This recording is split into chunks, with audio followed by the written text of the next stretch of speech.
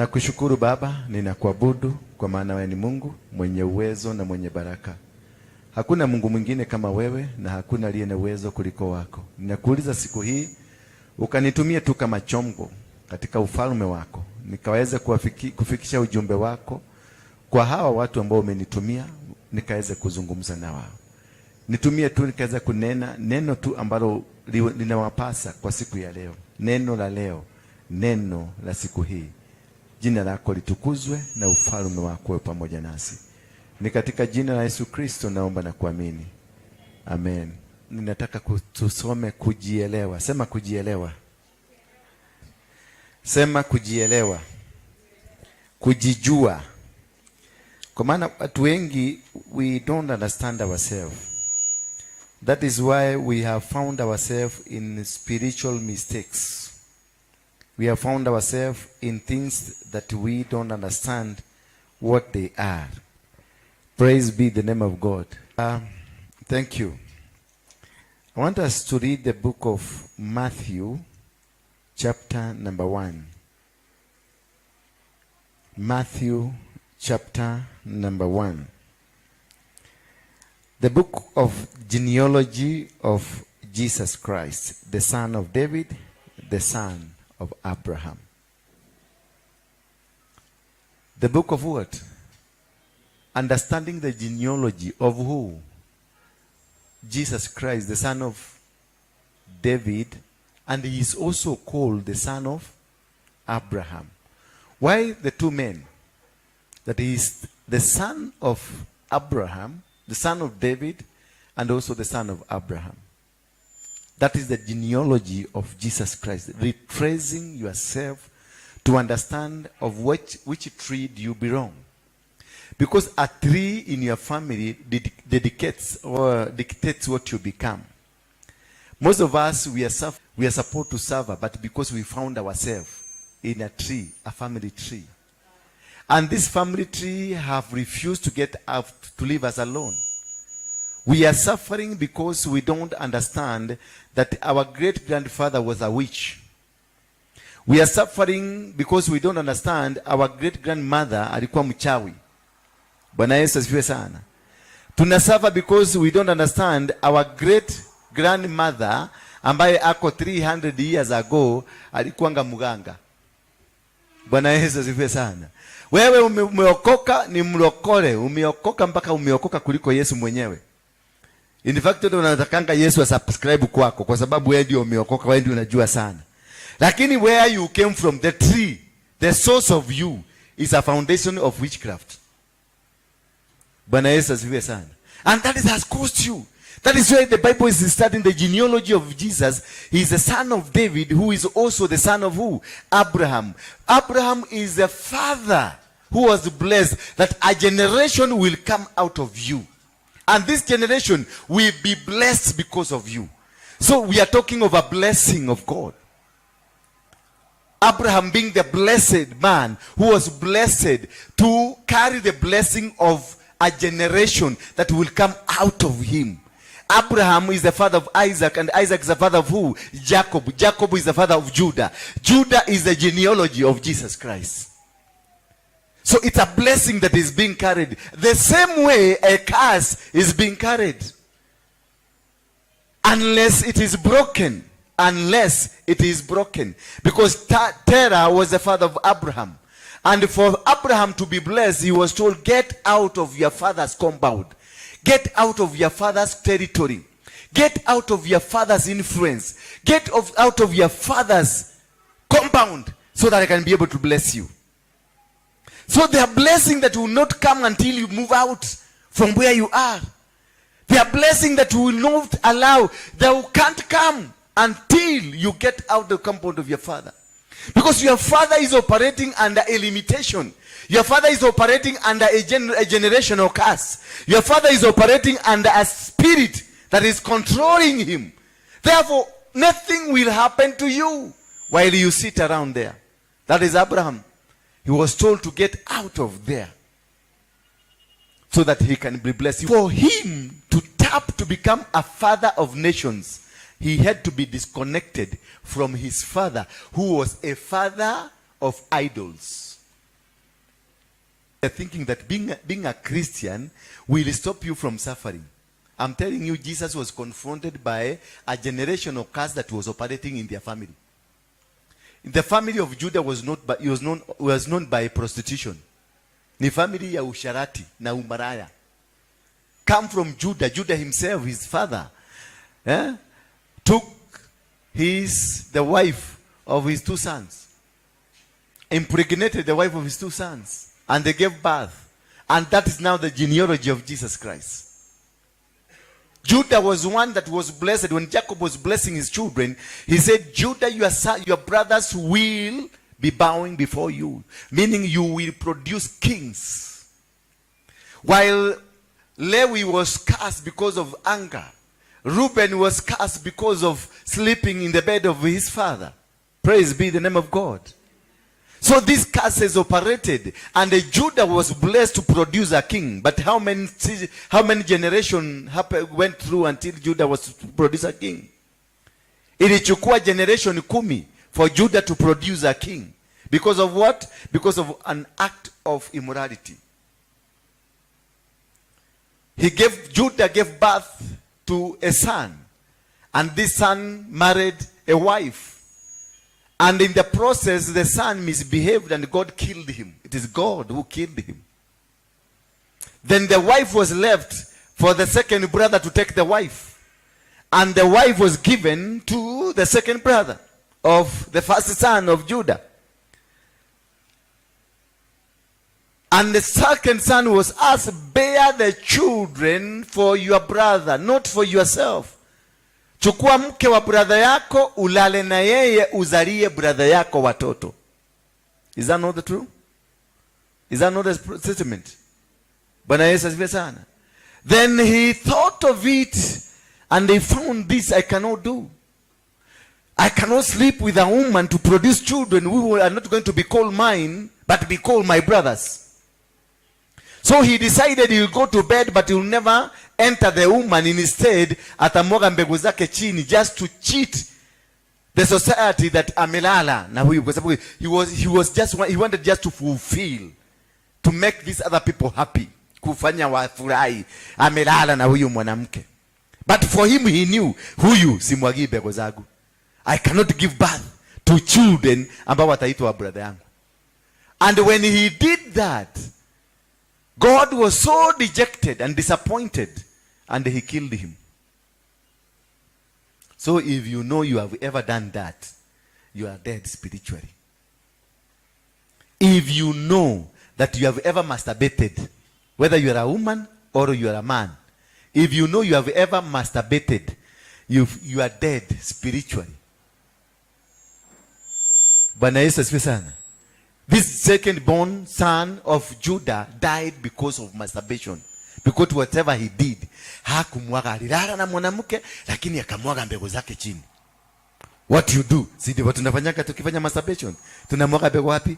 Wewe kama umetumia condom, umevaa condom, umelala na mwanamke, umetumwa hizo mbegu, umetupa pale, machokora wamekuja, wamechukua, imekuwa baruni, wamepuliza, ikapasuka, mbegu zako zilipasuka hivyo. That's why you are suffering. Bwana Yesu asifiwe sana. That is a generational curse that is operating in you. That is why you can never succeed, because mbegu zako zilirushwa huko. Ama haujui na kujanga kukota hizo makodom. Na unasema, yes, kadam. I'm going to think, yes, it's good. It's a protective device. We are living in a world that is, you need a lot of protection. But think before. Hii kitu unakura abayo hauiamini. Why do you eat it in the first place? Because why do you put a condom? Ni kwa nini condom? See, because you want to protect yourself. From this woman, because you don't trust this woman. Why in the first place go to bed with this woman that you don't trust? Stop it. The best solution. Leave it. If you don't trust it, leave it. Hata condom imesema sasa it has taken over the space of trust. Yeah, inakuletea trust condom. Because it is trusting on your behalf.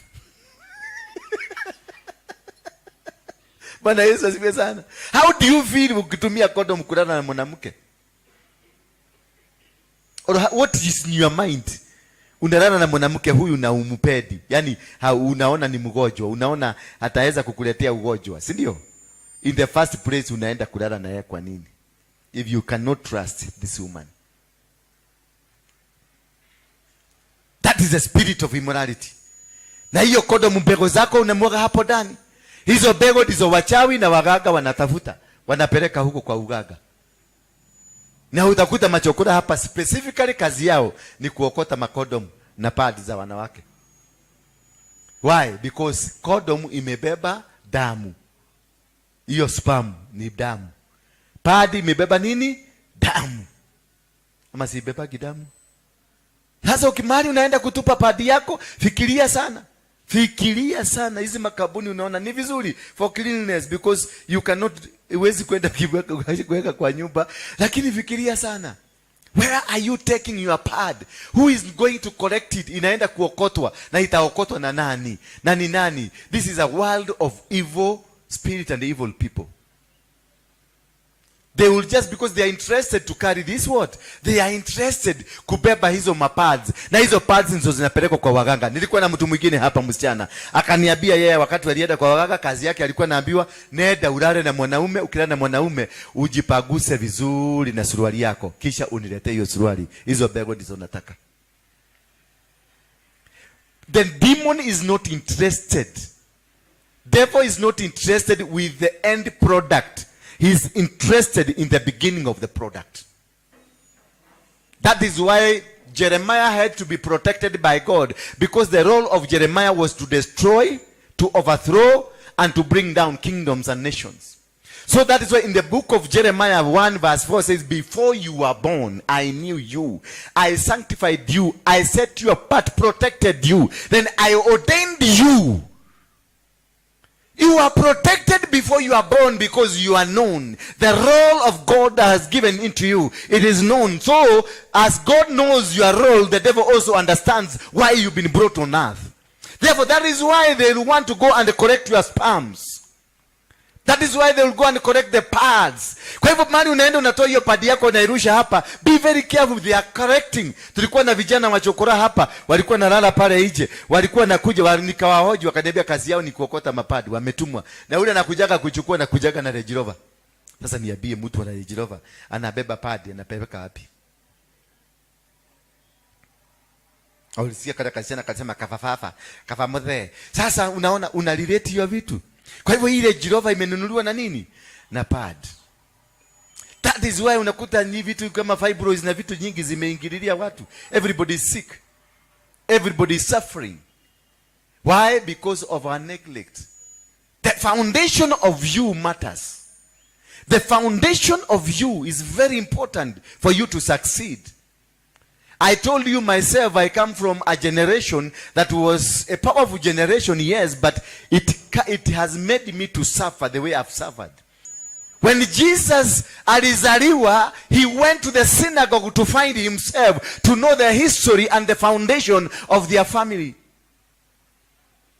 Bwana Yesu asifiwe sana. Na ndio nasikia Yesu anaitwa mwana wa nani? Mwana wa Daudi. Anaitwa mwana wa Abrahamu because blessings ambazo Jesus ametuelezea, they are connected with our father of faith, Abraham. So you must be connected from your foundation for you to succeed. And when I started Mungeke, I exactly did what my grandfather did. He founded Mau Mau, he fought for the freedom. I founded Mungeke, I was fighting for the same. He went to jail, I went to jail. He was shot at, I've been shot at. So looking at your foundation, the family tree will guide you where you are going, whether you are going to succeed. The family tree of Judah, it is a family based or family that is full of premature deaths. It is a family from incept imekuja na kitu inaitwa premature death because of spiritual immorality that was found in that family. Hata hiyo spiritual immorality haikutambua Yesu, bado ilimkuta yule mama alimsamaria, alikuta Yesu, si alikuwa prostitute. Nia yake hiyo mama alikuwa ameona tall and handsome. Only that Jesus was not born of flesh. That is why he was able to conquer. Otherwise, huyu mwanamke alianza kumpagusa miguu na nywele. Sasa unaniambia sasa ukikuja kwa huyu mama huyu nywele kuna mrefu, ukianza kunipagusa huko na nywele, mimi ni mwanaume nitaanza kufikiria aje? Na nitaanza kusikia goosebumps zitaingia kwa mwili. That is what mpaka Juda. Unajua Juda si ati mafuta alikuwa anataka iuzwe, lakini aliona this woman is too much. Ameanza kuingia kwa boss. Ameingilia boss mpaka akasema si tugeuza hii mafuta. It was a polite way of telling Jesus, this woman is too much. Bwana Yesu asifiwe sana. Because the spirit of immorality, it was in the family, in the line of Judah. It continued following them wherever they went. David was a man after God's heart. Yani, God heart ama ni nani alikuwa hot hani? David was a man that was loved by God. Because his whole heart was for God. Anything he did was for God. But akikutana na mwanamke, giriri ya magoro inaanguka. 10 minutes alikuwa na Mungu na anasema anafanya mambo kubwa ya Mungu. Lakini kutuangalia kwa dirisha akaona yule bibi, akaona huko kunafanya hivi. Ai, akauliza yule ni wa nani? Na ametoka kuongea na Mungu. Bwana Yesu asifiwe sana. Looking at the family tree will guide you what you become. Musa comes from the clan of Levi and Simon, and they were cast because of their anger. Walikatakata ng'ombe, naye Juda akasema nyinyi mutaishi kwa anger and you will suffer. Musa ndio huyo amepatiwa the huge role of liberating the children of Israel. But what stopped him from reaching their anger? Anger. Because it is in the line of what cast you. It is in the line of what happening to you. So you need to understand. Let me take you to before we read this book of genealogy of Jesus, let me take you back to the book of Jeremiah 35. And understand what it happens if you don't understand this tree. Because this tree will cause you, has caused you to suffer. Yes, you've been going to church, you've been giving tithes, you've been giving everything. Because most of the people I have met, wananiambia mimi hakuna kitu sijafanya. Hakuna, nimeitishwa, nimeenda kwa mapasta wote, nimeitishwa bego, nimetoa, nimeitishwa sacrifice, nimetoa, nimeitishwa nini, nimetoa, but nothing is happening. Then nikamwambia wewe ni mjinga. Nani alikuambia? Ni Mungu alikuambia utoe sacrifice ama ni pastor alikuambia utoe sacrifice? Akaniambia ni pastor aliniambia nimpatie shilingi 10,000 anivujie madhabahu. Nikamwambia sasa ujinga ilianza hapo. That was the beginning of the stupidity in you. Why? Because a sacrifice, it is God that decides, not man. A pastor can never decide for you a sacrifice.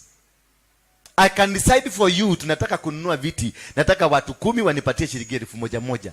Nataka kununua kulipa rent, watu 20 wanisaidie na shilingi 2,000. I can decide that as a man of God. Nitasimama hapa niwaambie nipatie kikombe ya chai. I am allowed to do that. But when it comes to sacrifice, it is God. He only knows the family tree. He only knows what is happening in you. Maybe the curse you are carrying is 300 years old. Maybe what you are suffering from ilifanyika miaka 800 iliyopita, according to your family tree. Lakini sasa wewe kwa sababu hutaki kuelewa, hutaki kusikiliza, hutaki ku take part into the struggle of fighting what is happening, you want to come and buy a miracle. Kulikuwa na mama mwingine ameingia hapa saa hii. Nimemwambia kae chini asikilize neno, akaniambia ako na haraka. Lakini tukiwa naye akiniuliza maswali, nimwambie, nimuombe anilipe pesa, nimupatie miracle, mtu ako na haraka. Ameenda kunipatia pesa, nimwambia carry your money, go with it. Na usirudi hapa tena. I'm not a miracle seller. Nikienda kwa mlima, naendaga kwa mlima every Monday. Huko Gong, nalala huko usiku. There is no house, there is no nothing. I don't go there because I want to come and say miracles. I want to go there because I want a connection with my God. And that connection is given to me free. And I will give it free. What I will tell you is that if I understand what is going happening in your life, I will tell you what to do. But I will not tell you what to give. When Gideon was really suffering, Gideon alikuwa ametengeneza 32,000 men to fight the Midianites. 32,000. Unafikiria kutengeneza watu 32 wakufuate ni kitu ya siku mbili? Those are years. But unfortunately, he had not read Judges 6 verse 1. And the children of God, Israel, did that which is evil in the eyes of God. Hallelujah. And therefore God, because God was so disappointed because of what they did, he handed them over into the hands of the Midianites. It is God who handed them over kwa mikono ya Wamidiani. Bwana Yesu asifiwe sana. Wamidiani walikuwa maadui wa Mungu ama walikuwa marafiki wa Mungu? Walikuwa maadui. Wewe unaweza kupatiana mtoto wako kwa adui yako? Wana wa Israeli ni watoto wa Mungu. God handed them over into the hands of the Midianites. Kwa hivyo Mungu aliwatambua na alijua Wamidiani ni watu wangu. Ndio kwa maana God cannot communicate with the devil. Hawezi kuongea na shetani. Aliongea na watoto wake wa Midiani na akawapatia. And the hand of the Midianis who prevailed over the children of Israel. Mkono wa Midiani. Kwa hivyo aliwapatia nguvu. Bwana Yesu asifiwe sana. Alipatia wa Midiani nguvu wafinye wa Israeli. So maybe what you are suffering is not demonic. Na hapo umeng'ang'ana. Nakemea mapepo, nakemea katika jina la Yesu, mpaka umekondoa macho mpaka inakaa kama birigori. Ukiombea shetani, na shetani ni wewe. Bwana Yesu asifiwe sana. Wamidiani walipatiwa nguvu na wakaambiwa kanyageni hao watu. Kama Gideoni angekuwa amesoma verse 1, na wana wa Israeli wakatenda uovu dhika machoni mwa Mungu, naye Mungu akawapatiana kwenye mikono. Wana wa Israeli walipatiana na Mungu kwenye mikono ya Wamidiani. Kwa hivyo Mungu alinegotiate na Wamidiani, akawaambia Wamidiani, ninakuletea customer, finyeni vizuri na mkule matunda yao. So matunda yako inakuliwa na Mungu anajua. Na anakupatia nguvu ya kulima, anakunyima nguvu ya kukula. Bwana Yesu asifiwe sana. Kwa sababu Wamidiani walitokelezea tu wakati wa kukula. Wakati wanaenda kupiga hiyo mwele mtama wanatengeneza vizuri, Wamidiani wanakuja na sema lete, mzee lete. Hata Gideoni mwenyewe alikuwa akifanya kazi usiku kwa sababu ya kuogopa Wamidiani. Lakini remember Wamidiani wa hapo mbeleni Waisraeli waliwanyorosa. Walikuwa wanawanyorosa wakipita. Si hawakuwa wamepanga kupigana na wao, walikuwa wananyorosa wakipanga kwenda kupigana na wale wako na nguvu. Wamidiani were the weakest. But God allowed hao Wamidiani, akawakubalisha wakuwe the tormentors of these people because they had done that which is wrong in the eyes of God. So the suffering that you are going through, go check it first whether it is God's oriented or demon oriented. Mateso ambayo unaiyapitia, nenda ujitafute kwanza uone, are you suffering because ni shetani ama you are suffering because ni wewe? Because verse 1 inasema, and the children of Israel did that which was evil. What was this evil? Wakati Gideoni alitokelezewa na malaika, aliambiwa na Mungu, this battle you will win as a battle, as a man, not as a family, not as 32,000 people, not as any contingent, but as a man. Because God knew wewe una prepare kupigana na Wamidiani, lakini mimi najua adui wenu ni nani na ni mmoja, si watu wawili. Wewe umetengeneza 32,000 people wa kupigana na Wamidiani, lakini mimi najua, mimi nikiwa Mungu, I know the problem is not 32,000. The problem is not the Midiani. The problem is not what you are looking at. The problem is in your house. Bwana Yesu asifiwe sana. Then he was told, wakati alipasiu, that he was told by God, nenda kwa zizi ya baba yako, chukua ndume wawili, nenda kwa madhabahu ya baba yako, uibomoe, ukisha ibomoa, uchinje ng'ombe wa kwanza ya kubomoa. Namba 2, ujenge madhabahu in the same place, uchinje ng'ombe wa pili wa kujenga madhabahu. So who was the problem? Who was the problem? Who was the problem? The father. Yet they were looking outside. Walikuwa wanaangalia Wamidiani, walikuwa naangalia shetani, walikuwa naangalia vitu vingine, na baba yao ndio alijenga madhabahu ya shetani, na hakuwaambia hii ni madhabahu ya shetani. For them walizaliwa. Baba yako umemkuta kienda kanisa ya independent, ameenda PCA, maybe baba yako ama ako na kanisa yake inajiita jina yake, kumbe hiyo kanisa inakuaga ni ya kihilisi, inakuaga ni ya kishetani. But wewe ulizaliwa ukijua huko ni kwa Mungu. Yeye mwenyewe tu ndio peke yake anajua huko si kwa Mungu. Baba yako alienda kwa wachawi na kwa waganga. Baba yako alitumia walienda kaita mganga kaleta kwenu. Wakati wa zamani, wazee wa zamani walikuwa nafanya hivyo. Walikuwa naita waganga, wanawaleta nyumbani. Wanaweka githito kona moja ya samba, kona ingine ya shaba, kona ingine ya shaba, kona ingine ya shaba. Baadaye hawa wazee waliokoka wakaingia PCA. Wengine wakaingia independent. Wengine wakaingia Catholic. Wengine wakakuja hii kanisa ya Murogarogo. Bwana Yesu asifiwe sana. But there is one secret hakusema kwa shamba yake kuko na githito. Ameokoka yes. Yesu ni mwadhani na amepatiwa kabuti ya PCA ile ya red ya maroon. Na yule mwingine amepatiwa ya yellow, mwingine amepatiwa ya green. Sasa na yeye mzee hakusema kule nyumbani kulikuwa na githito, kwa sababu hawezi kuambia watoto nilikuwa nimeleta mganga hapa. Kwa maana alikuwa anatafuta protection.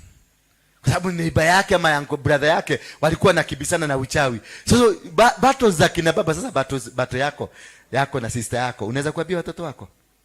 Si wewe ndio unang'ang'ana peke yako huko kwa hewa. Sasa sister yako anaenda kwa mganga kuleta urogi ya kukuroga, na au kajua unaenda kwa mganga kuleta urogi ya kujikiga. Nani mrogi kuliko mwingine? Nyinyi wawili ni warogi. Bwana Yesu asifiwe sana. Sasa mzee ameweka githito. Mama yako na baba yako ndio wanajua tu kuliko na mganga hapo. Nyinyi hamjui. Mlikuta baba alishaokoka, alienda PCA. Nyinyi mkaenda PCA, mwingine mkaokoka sana, mkaenda kanisa ya Waruinge, kanisa ya Ng'ang'a, kanisa ya ule mwingine, na mkaanza kudhioma na kusoma polikatoro mkotorianta na mkaendelea. But the history and the ground kule mnakaa, kuna altar. Githito is an altar that is operating in your family. Na ile altar ambayo ilitolewa kafara na inafanyika kwenu na inafanya kazi kwenu, that is the altar that works. Wachana na kule unaenda kanisa. Hakuna. Kule unaenda kanisa unaendaka kutembea. The altar that prevails ni ile iko kwa ground. Bwana Yesu asifiwe sana. Hata ukiokoka unaokoka mpaka mapua yako inatoa moto ukipreach hapa. Altar. Kama kwetu, kama sasa tuseme kwangu, mama yangu na baba yangu wako na altar ya waganga waliweka kwetu nyumbani. Hata nihubiri hapa, whatever I will be releasing ni uganga mtupu, whether I'm saved or not, because that is the altar that is in operation. That is the altar that was sacrificed for. And these altars, kwa sababu walichinja mbuzi wakaweka altar, walichinja kuku wakaweka altar, walichinja vitu vingine, na kila mwaka baba yako kabla aokoke alikuwa anapeleka mbuzi kwa mganga. Meaning annually alikuwa anapeana mbuzi moja ama mbuzi mbili, kwa sababu you have to go and renew. When he got saved akasema mahodo mago manedira mehereire, niliondokea mambo ya shetani, nimeokoka sasa, Yesu ni Bwana. Neturiganirwo ni maundu macio nyina wa Njeri. Neturiganirwo ithe wa Njeri, turiganirwo ni maundu macio. Tuachane na hiyo maneno. Sasa umeachana, lakini haukuondoa madhabahu. Meaning madhabahu hayo ikifika mwezi wa 8 ambao unapelekanga. Bwana Yesu asifiwe sana. Mwezi ule ulikuwa unapeleka mbuzi. Ikifika hiyo madhabahu inakuitisaga leta chakula. Chakula yetu iko wapi? Ndio nasikianga kuna familia wanajua between mwezi wa 6, wa 7, wa 8 kuna kufaga mtu. Why? Kwa sababu ya ile madhabahu iliwekwa kwenu. Inaitishaga. Kwa Kikuyu wale wanajua Kikuyu wanasema goma itulikaga ni guthinjiru. Goma sinatulikaga ni undu wa guthinjiru. Kwa hivyo walikuwa wanachijia magoma. Bwana Yesu asifiwe sana. Kwa hivyo zilikuwa nachijiwa. Halafu kukue na anko ambaye anapika muratina. Halafu akipika hiyo muratina anamwaga anasema anasema shosho, anasema guka, anasema hiyo majina nataja, anamwaga pombe. Alafu wanaenda wanachija buzi, damu hiyo inaaguka, bado wanasema hiyo inaitangwa kuarahura, kufufua, kuitisha spirits of the dead.